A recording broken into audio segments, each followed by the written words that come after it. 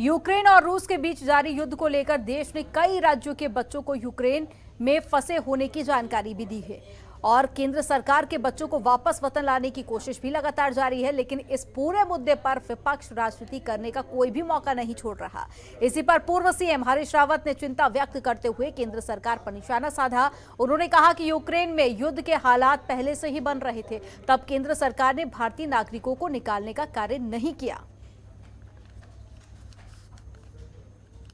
स्थिति में है, जिस तरीके के वीडियोज वायरल हो रहे हैं वो स्थितियां चिंताजनक है और यूक्रेन के अधिकारियों का व्यवहार भी हमारे छात्रों के साथ संदिग्ध है। बॉर्डर तक जो पहुंच भी जा रहे हैं तो उनको बॉर्डर क्रॉस नहीं करने दिया जा रहा है।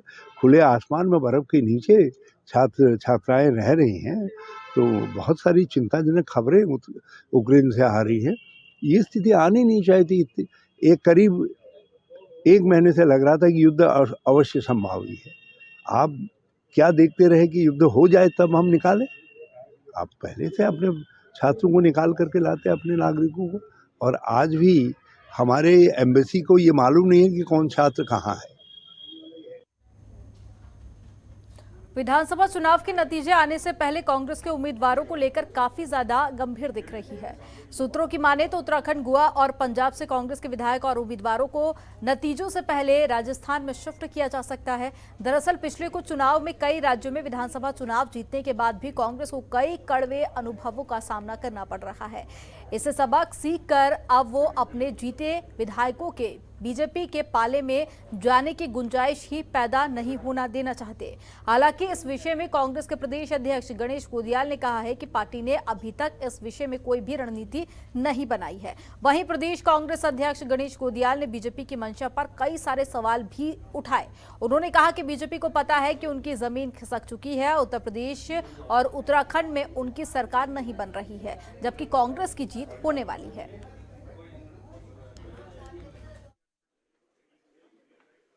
लेकिन मीडिया के माध्यम से विचार आया और मैं समझता हूं कि मीडिया के माध्यम से अगर विचार आया तो निश्चित रूप में इस रूप में आया है कि भारतीय जनता पार्टी की जो भयावहता है, जो भय दिखाते हैं, जो उनका ट्रैक रिकॉर्ड रहा है, उसके आधार पर ये विचार बना।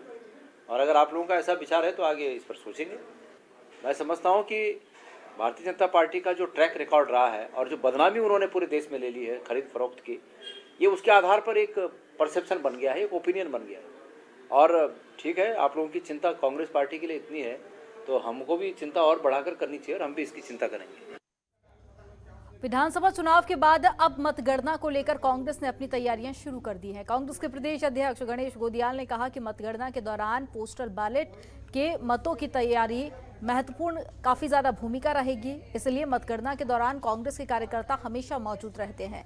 पर इस बार भी कांग्रेस के कार्यकर्ता मतगणना स्थल पर मौजूद रहेंगे। कार्यकर्ताओं को इस पर विशेष निगाह रखने के लिए कहा गया है। इसके साथ ही उन्होंने कहा कि कई ऐसे मामले भी सामने आए हैं जिसमें देखा गया है कि अधिकारी रिटायर्ड होकर अपने घर में हैं, लेकिन उनके वोट डाले जा रहे हैं।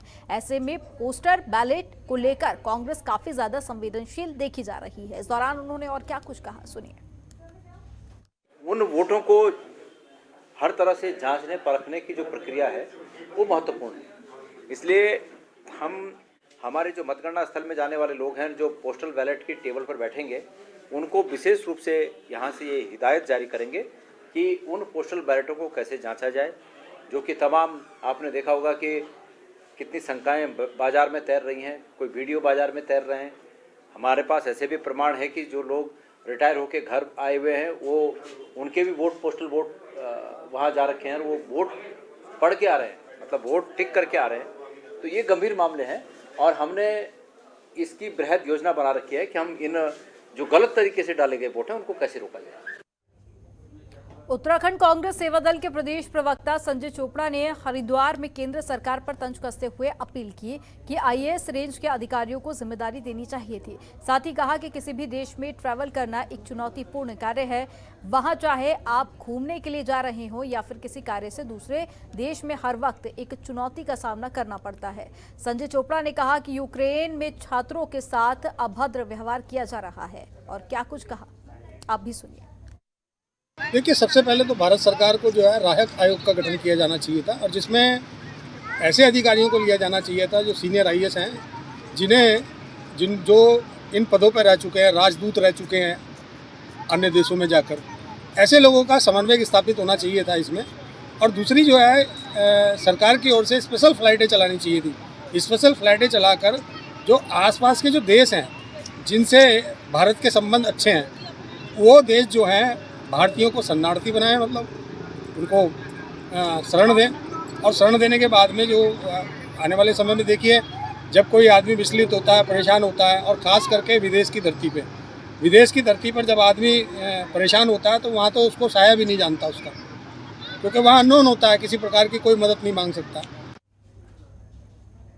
चुनाव खत्म होने के बाद भी राज्य में राजनीति जारी है। देहरादून में कांग्रेस के प्रतिनिधि मंडल ने मुख्य निर्वाचन अधिकारी से मुलाकात की और ज्ञापन भी दिया। कांग्रेस प्रदेश उपाध्यक्ष जोर सिंह बिष्ट का आरोप है कि 5 राज्यों में चुनावी आचार संहिता प्रभावी है, तो वहीं उत्तराखंड प्रदेश में मतदान के बाद पोस्टल बैलेट के माध्यम से मतदान हो रहा है। इतना ही नहीं, आगे उन्होंने बीजेपी पर निशाना साधते हुए कहा कि समाचार पत्रों के माध्यम से प्रधानमंत्री नरेंद्र मोदी का पूरे पेज में बयान छापा जा रहा है।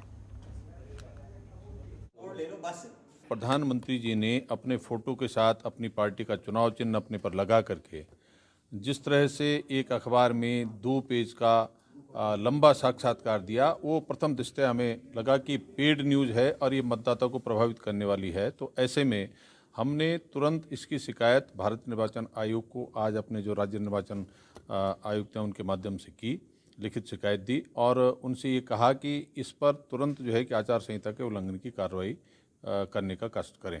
कांग्रेस का एक डेलीगेशन आज आया था, तो मॉडल कोड ऑफ कॉन्डक्ट का जो बारे में उन्होंने हमें दिया है, शिकायत दिया है और उस पे एक्शन के लिए भी उन्होंने लिखा है, तो इसको हम माननीय कमीशन को हम फॉरवर्ड कर रहे हैं।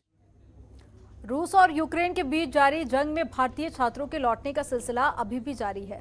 इसी कड़ी में 3 दिनों की जद्दोजहद के बाद रुड़की के शाहपुर गांव का निवासी छात्र मोहम्मद अहमद गौड़ यूक्रेन से अपने वतन लौटा है। छात्र के सकुशल वापस घर लौटने पर परिवार के चेहरे पर मुस्कान अभी भी देखी जा रही है। तो वहीं वापस लौटे छात्र ने बताया कि 3 दिन के सफर के बाद वो सकुशल अपने घर वापस आ पाया है। यूक्रेन के हालात पर छात्र ने बताया कि खौफनाक माहौल के बीच अभी भी कई सारे छात्र फंसे हुए हैं। वहां आम नागरिक और अन्य देशों के लोग अपने अपने वतन लौट रहे हैं और छात्र ने कहा कि यूक्रेन में हालात लगातार बिगड़ते जा रहे हैं, जिससे लोगों को भारी परेशानियों का सामना भी करना पड़ रहा है। ये सिचुएशन तो वहाँ की बहुत ज़्यादा ख़राब है और रोज़ाना हमले हो रहे हैं, रूस हमले कर रहा है और हालात भी बहुत ख़राब है बच्चों के। और बहुत ज़्यादा बच्चे क्वांटिटी में मोर देन 50% स्टूडेंट आ चुके हैं, लेकिन कुछ बच्चे अभी भी वहाँ पर फंसे हुए हैं और जिनकी जान को अभी भी ख़तरा है।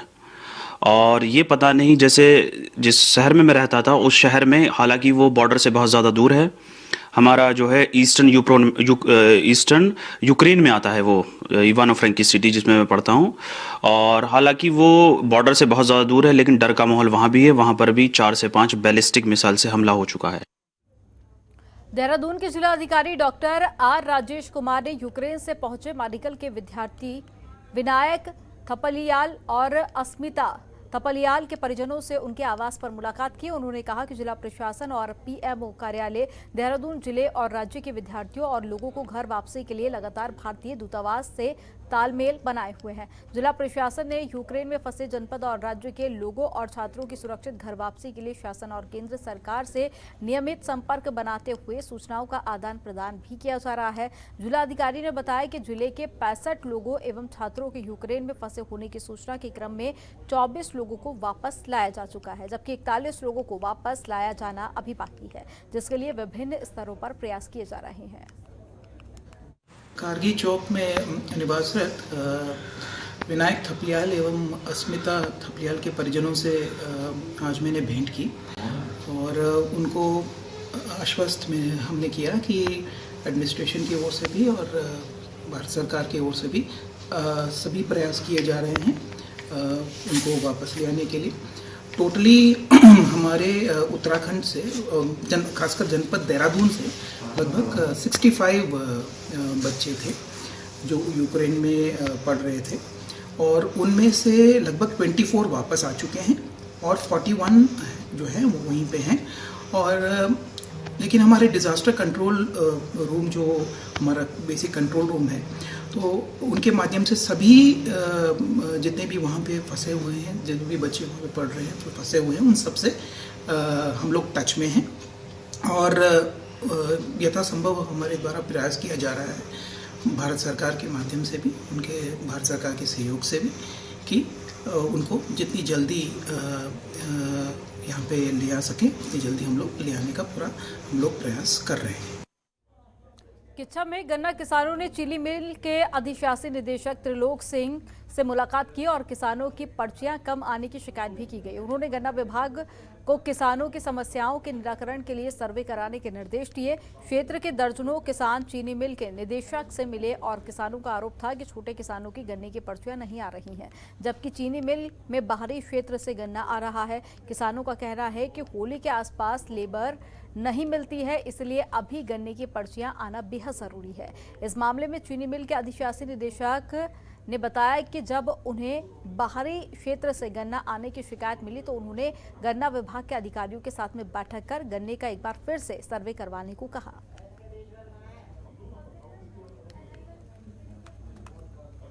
जब ये फैक्ट्री बनी है तब से हमारे बुजुर्ग यहाँ सोसाइटी फैक्ट्री के एक शेयर होल्डर हैं, बट मैं देख रहा हूँ ये पिछले साल से कोई एक नई तरीके की नीति इन्होंने बना दी है जो फैक्ट्री में दलाली बढ़ रही है। अब यहाँ पर क्या हो रहा है, बाहर का गन्ना कैश खरीदा जा रहा है। हमारे जैसे छोटे किसान, मेरा पेड़ी का सर्वे है और मेरे सट्टे में आप चल के देखिए, उसमें केवल 24 पर्ची लगी हैं, 24 में से अभी तक 10 आई हैं। अभी आप देखिए 12 फोरनाइट हैं, 12 फोरनाइट में से अभी चौथी फोरनाइट का 5वां कॉलम नहीं कटा है। तो आप देखें कि टाइम पूरा हो गया फैक्ट्री का, अगले ये होली के बाद फैक्ट्री बंद हो जानी है। हम किसान क्या करेंगे? पिछले साल भी इन्होंने क्या करा, जब फैक्ट्री बंद होने वाली थी, इन्होंने हमें कम से कम 40-50 पर्ची इकट्ठी दे दी कि भैया 3 दिन का टाइम है, गन्ना छील के फेंक दो। किसान के पास कोई मशीन थोड़ी है जो गन्ना छील के फेंक देगा, और वही सिचुएशन अब बनी हुई है। हमारे सभी किसान बंधु आए हैं। असल पे क्या हुआ, अभी तक जो पर्ची आनी चाहिए वो पर्चियाँ कम आ रही हैं और शिकायत ये आ रही थी बहुत से गन्ना ऐसा आ रहा है जिनके फर्जी सट्टे बने हुए हैं। तो हमारे विगत 2-3 साल से हम इस बात की लड़ाई लड़ते आ रहे हैं और केंद्र कमिश्नर से भी हमने बात की। हम तो कहना चाहिए इसमें जो भी इन्वॉल्व हो, जो भी सर्वेयर इन्वॉल्व हो, जो भी अधिकारी इन्वॉल्व हो, वो सस्पेंड होना चाहिए। भाई किसान क्यों इन दोनों के फिर शुगर फैक्ट्री और केंद्र सचिव की सोसाइटी की लड़ाई के चक्कर में किसान क्यों पीछे है भाई? जिनका बाहर क्षेत्रों से आकर यहाँ गन्ना तुलवाया जा रहा है और यहाँ के मूल किसान का गन्ना नहीं तुल रहा है, निश्चित रूप से दुर्भाग्य का विषय है। हमने ईडी महोदय से कहा है कि इस पर ऐसे लोगों के खिलाफ कार्रवाई की जाए, 420 का मुकदमा कायम होना चाहिए और निश्चित रूप से जो यहाँ के किसान हैं, छोटे किसान हैं, उनका गन्ना तोला जाएगा। फर्जी किसी ने अपना भरवा लिया है कि मेरे पास गन्ना बहुत सारा मात्रा में है लेकिन मौके पर गन्ना मौजूद नहीं है, वो पर्चियाँ ब्लैक कर रहे हैं, तो इस पर रोक होनी चाहिए। ये प्रशासन को, गन्ना विभाग को और चीनी मिल को देखना चाहिए, वही हमने कहा। और नहीं करेंगे तो निश्चित रूप से सोसाइटी पर हम धरना प्रदर्शन बहुत जल्दी करेंगे। उनकी कुछ मेन समस्या ये है कि कुछ किसानों को जो है पर्चियाँ नहीं मिल रही है और कतिपय उन्होंने शिकायत भी की है कि बाहरी क्षेत्र से गन्ना यहाँ पर आ रहा है करके। तो इस संबंध में मैंने अभी 3 दिन पहले ही सहायक गन्ना आयुक्त और उनके जो सचिव हैं उनसे मीटिंग की थी और मैंने उनको उस संबंध में डायरेक्शन भी दिया था कि यदि कोई सट्टा अगर आपका गलत बना है जिसके माध्यम से, क्योंकि बाहरी लोगों का गन्ने संभावना है, तो उनके द्वारा मुझे आश्वस्त किया गया कि उसका हम लोग जो है 3-4 दिन में सर्वे कर लेंगे। सर्वे के बाद जो भी सट्टा अगर यदि कोई गलत बना है तो उनका कहना था कि हम लोग उसको जो है निरस्त करेंगे। क्योंकि ये सट्टा अगर मतलब क्योंकि जो जारी किया गया होगा, जो पर्चियाँ जारी करते हैं, वो तो क्योंकि गन्ना विभाग द्वारा ही जारी किया जाता है, इसमें मिल का कोई भी इस पर रोल नहीं है। और मिल के द्वारा क्योंकि गन्ना जब किराएकार किया था, अगर हमारे संज्ञान में कोई ऐसा आता है तो हम लोग उनको अवगत कराते हैं कि खबरों के निष्पक्ष विश्लेषण के लिए सब्सक्राइब करें Jantantra TV and press the bell icon. Never miss any update.